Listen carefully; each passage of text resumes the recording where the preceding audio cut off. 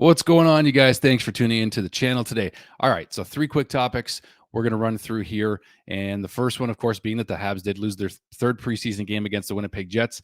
Disappointing because they lost it late. The Jets tied it late, and then they went ahead in the game even later with under, 20 seconds to go or something like that. So Evgeny Dadonov obviously going to take a lot of the heat for that one, because if you saw the play, you saw what happened. Now, I'm going to be honest with you guys. I did not have a chance to catch this game. I was at the Ice Dogs and Mississauga Steelheads game last night. So therefore, I'm not going to break this game down for you and tell you who played well. I didn't see it. I only saw the highlights. So we know Cole Caulfield. We know Brendan Gallagher with that Vladdy Guerrero swinging goal. And then, of course, Kaiden Guhle getting a beautiful goal as well. Had the chance just to walk right in on that shot, by the way. But I didn't have a chance to see anything else other than the highlights. So if you guys want to comment down below, by all means, let me know what you thought of the game in terms of who played well, who didn't, anything that stood out to you. By all means, go ahead. All right, so we got a good piece of news this morning. Josh Anderson is back at practice with the Montreal Canadiens in Brassard. Now, there is a bizarre bizarre piece of news that really came out about why he was out. He had an upper body injury, and apparently it was an infection due to a spider bite on his hand. I believe it was his hand, yes. And there's Spider-Man tweets going everywhere right now. It's kind of wild. But if anything, hopefully this is good news that it's not serious. It is crucial to have Josh Anderson back right now. Sean Monahan is hopefully next, but that means for Josh Anderson's sake that this is not a long-term thing. That is very good news to see that. And then Nick Suzuki, of course, won't be too far behind, coming back around next week is what they have said, as he's been practicing again as well.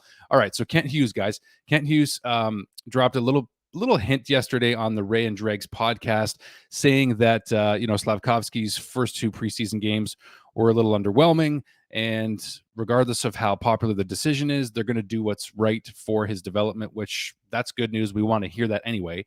I think it's just a matter of we're all hyped and excited. We've had him have a great rookie showcase recently. We had him have some great scrimmages with the other Canadian players and the Laval Rocket players. But now that he's played some NHL time, even just in the preseason, we've seen that, he did look a little lost at times and maybe out of position, just kind of trying to find his place, and that's fine.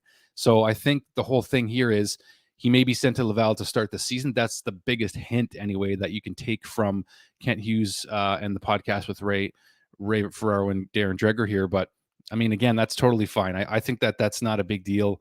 I think that we're all just anxious for a decision and to know where he's going to start. But even he has said, Slafkovsky himself has said that I'm going to do what the Canadiens recommend. I'm going to do what they think is best. And if that means going down to Laval and just getting his confidence up, getting some points on the board, just developing his game, and then when he's ready, then you bring him in for his 9 games with the Habs, which, again, totally fine with me. I think that makes perfect sense.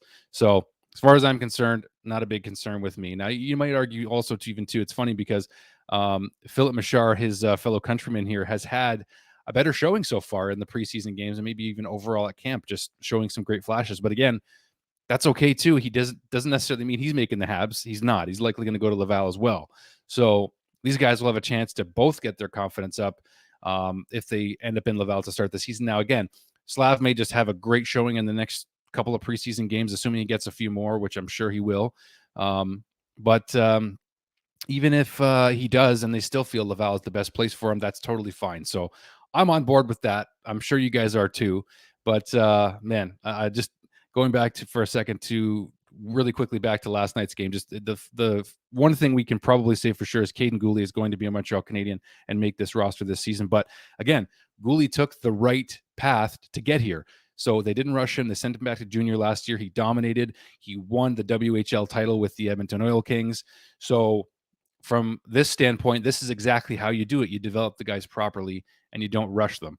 So that's why I have full confidence that if this means Slav and Machar, and we know Owen Beck's probably going back to Mississauga in the OHL. Arba Xhekaj, we don't know what's going to happen with him yet. He has a good chance to make it with Joel Edmondson's injury, but I think we still got to see a little bit more out of him. You can't just be given a roster spot.